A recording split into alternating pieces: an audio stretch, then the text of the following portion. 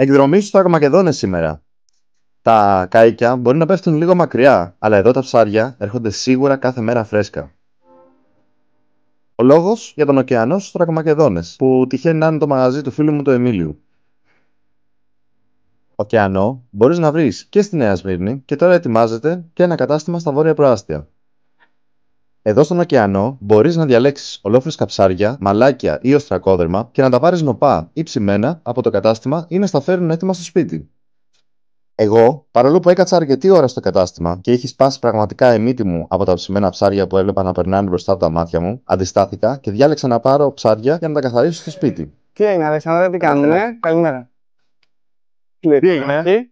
Τι καλό να μας βάλεις? Λοιπόν, λαβράκι, ζωντανό. Ωραίος. Μόλις ήρθε και σολομό άμα θες. Ωραία, μου βάλεις αυτή την ουρά. Ναι.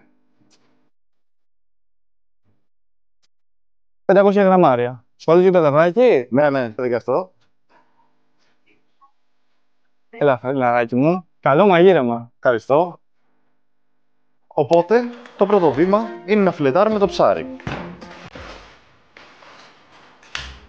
Ξεκινάμε κάνοντας μία τομή, εδώ διαγώνια, κάτω από το κοκαλάκι που έχει πίσω από το κεφάλι. Θα καταλάβουμε ότι έχουμε ελευθερώσει τελείως το κεφάλι, πιέζοντας με το δάχτυλό μας εδώ από πίσω, ακούγοντας ένα κλακ. Και αφαιρούμε το κεφάλι. Θα κάνουμε μία τομή κατά μήκος της ραχοκοκαλιάς. Εδώ είναι τα πλευρικά κόκαλα, τα οποία θα τα σπάσουμε με το μαχαίρι. Το πρώτο φιλέτο είναι έτοιμο. Επαναλαμβάνουμε τη διαδικασία και από την άλλη μεριά. Και ελευθερώνουμε και το δεύτερο φιλέτο. Κοίτα εδώ, ακτινογραφία λαβρακιού. Με το μαχαίρι θα βγάλω τα πλευρικά κόκαλα εσωτερικά και τώρα το μόνο που έχει μείνει είναι τα κεντρικά. Για να μας βοηθήσει να τα βγάλουμε καλύτερα, πηγαίνουμε με το μαχαίρι στην ανάποδη φορά. Και με ένα τσιμπιδάκι βγάζουμε ένα-ένα τα κόκαλα.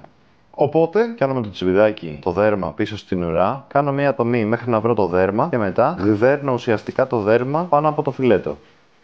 Και τα φιλέτα μας είναι έτοιμα. Οπότε πάμε να κάνουμε ένα σεβίτσε. Το πρώτο βήμα είναι να το κόψουμε σε λεπτές φέτες. Καλό!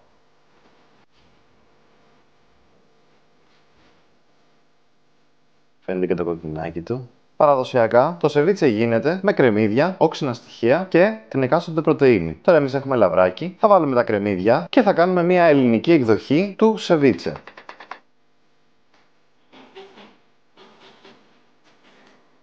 Ουσιαστικά θα κάνουμε ένα αρωματικό λαδολέμονο για να εμπλουτίσουμε το σεβίτσε μας.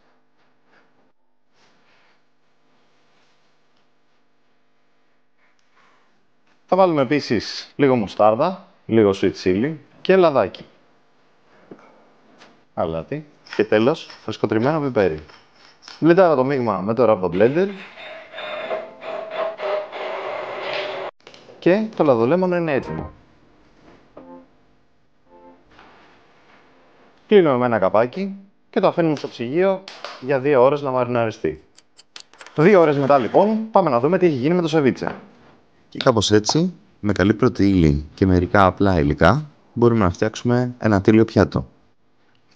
Αυτό λοιπόν ήταν ένα μεσογειακό σεβίτσε λαβράκι, το οποίο θεωρώ ότι είναι τέλειο μέσα στην απλότητά του. Wow. Ωραία, μάι.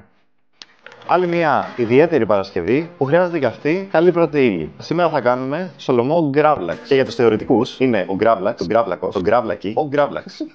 Για την άλμη λοιπόν θα βάλω 2 cups ζάχαρη και 2 cups αλάτι, πιπέρι και κόλλιανο τριμμένο. Το ξύσμα από ένα λεμόνι, βάλε και λίγο πορτοκάλι για να σπάσει αυτή την έντονη ψαρίλα. Θα βάλουμε και άνηθο.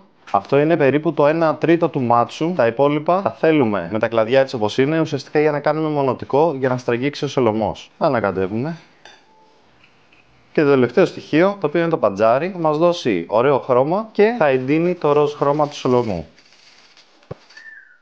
Το ρίχνω μέσα.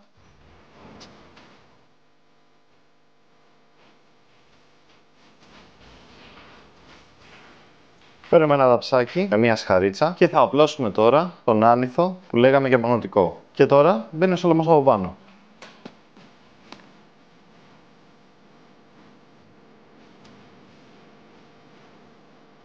Και αφού καλύψουμε όλο το σολομό με την άλμη, το τυλίγουμε καλά και θα το αφήσουμε στο ψυγείο για 1 με 2 μέρες. Και αφού αφήσαμε τον Σολομό για 2 μέρες μέσα στο ψυγείο, θα είναι κάπως έτσι. Η κρούστα αφαιρείται εύκολα. Το περισσότερο από αυτό θα ξεβληθεί, οπότε δεν χρειάζεται να μας αγχώνει. Το κόβω σε 2 κομμάτια για να μπορώ να το ξεπλύνω πιο εύκολα και το βουτάω μέσα.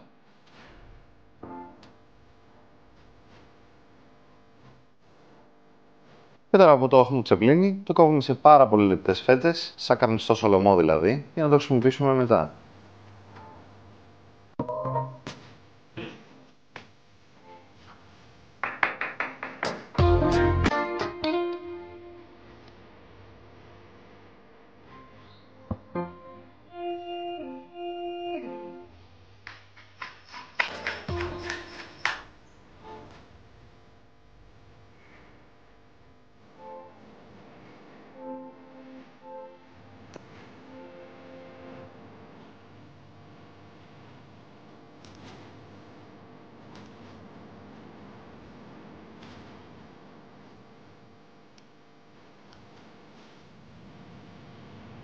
Τα λέμε στο επόμενο βίντεο. Τι κάνουμε, Αλέξανδρε? Τι λέει, φιλαράκι?